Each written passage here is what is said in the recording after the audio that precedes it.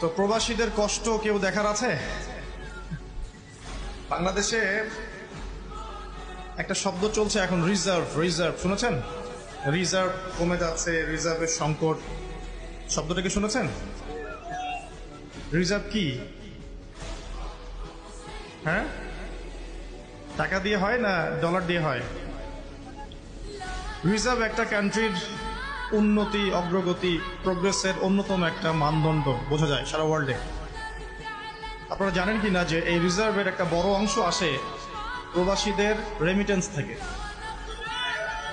জানেন, রিজার্ভের বড় বড় দুটো উৎসের মধ্যে একটা হচ্ছে বৈদেশিক রেমিটেন্স।